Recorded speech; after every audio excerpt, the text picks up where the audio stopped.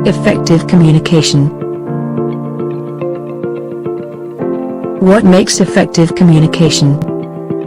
And how can we have successful communication in workplace and daily life? When we talk, we first listen. Being a good listener and get effective information from talking. Then we make reaction, when we receive the emotion and information from communication. We can use body language, facial expression, eye contact to react how we feel. This can be great inspiration for people to move on. We should be brave to express ourselves. Communication is to exchange information, so we can make assertive expression, sincerely express our thoughts and feelings. Finally, attitude is important. During the communication, we should show our respect, be honest and confident. Listen, reaction, expression, attitude.